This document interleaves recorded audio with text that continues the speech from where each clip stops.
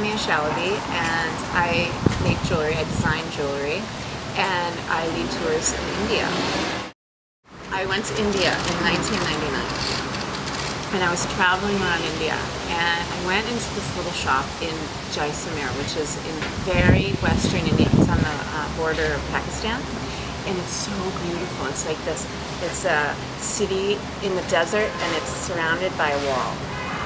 And so there's all these little like palaces inside. Anyway, I went into a little shop there, and I went in to buy a ring, and then I came out with $500 worth of jewelry, which was like a huge chunk of my budget for my travel.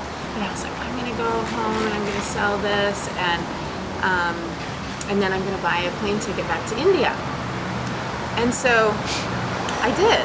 I went home and I ended up selling almost, I put like a blanket on the ground at this little festival. I was 23. I put a blanket on the ground at this little festival, and I sold almost all of it in one day. And I was like, oh, well, that was easy. So, so then I just started to make jewelry after that, and on my own. And then I started to take classes, and I started to like really learn how to make jewelry, and I would sell it at farmers markets. So this was in Madison, Wisconsin in 2001, and I sold it at the farmers market every Saturday. And then in 2004 I moved to Seattle, and I started selling it at like all the different markets around Seattle. There were, I think I sold at 4 different markets a week. And then eventually I got exhausted from that, because it was like I was going to the market, setting up, selling all day, going home, making jewelry, next day going, you know, like that.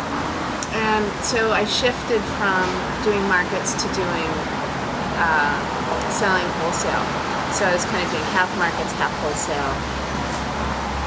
And I did that for many years. And then in 2012 I moved to Bali, and I stopped making jewelry, and I just started to design it and have it made, produced in Bali. And I work with local artisans in Bali, because I like to work with small artisans around the world. And so they make my jewelry now, 2 people. I have a carver, he carves bone and horn and antler, and then I have a silversmith that I work with. And it's so beautiful to work with them.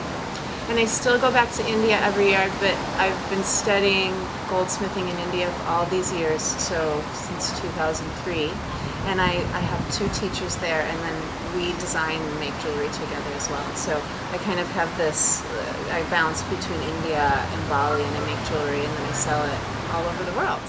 I would say the biggest challenge and the biggest blessing, it's both for me, is because I work in Asia, and in Asia it's it's a different style of doing business, and you have to be extremely patient and with a little bit of nudging.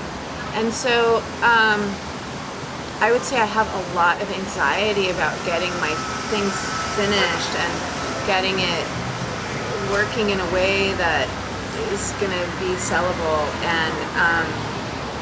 And then, you know, the other big challenge is selling it, because I'm more of an artist than I am a salesperson. And I mean, even just today I went into a store and I was like, oh my God, you know, I was like all freaked out about going and selling it, even though this is a store I've been selling to for 10 years.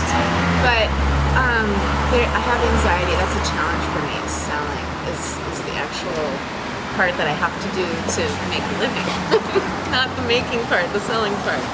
So yeah, the challenge is getting it done right in Asia. But it's also such a blessing, because it teaches me patience, it teaches me respect of another culture, teaches me how to maneuver in a different place in the world. And to me, that's more of a blessing than the challenge is. Being an entrepreneur to me means to go for it. It means to just, if you have a vision of something, like I have a vision for my life, and I'm doing it. And to me, the only way that you can do it is if you do it. And so, I mean, being a small business person isn't easy, but I feel like I want to make it happen, so I'm making it happen. And I think all entrepreneurs have to have that drive of really like having a goal and moving towards it.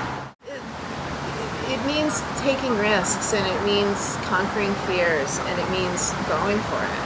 Because living this life, I believe that we only have this present moment, and if I'm not doing really what my dreams are, then I feel like I'm not living my life. And so being an entrepreneur is part of that path. There's this quote that I love, and I think about it all the time. Everything you want is on the other side of fear. And I think that being an entrepreneur is that. That phrase is so apropos for being an entrepreneur. What have I learned the most? Well, this is my little phrase. It's faith and persistence. I've learned how to continue having faith, even when those days are so hard. My greatest joy is also, even though it's my greatest challenge, is working with the people that I work with.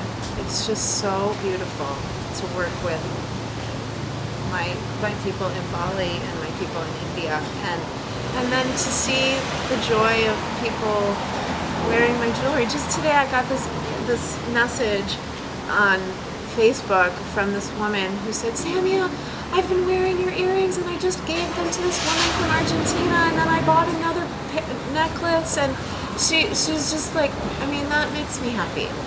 Yeah. People can learn more about my jewelry and my tours on my website, and my website is karazidesign.com, and that's Karazi design.com.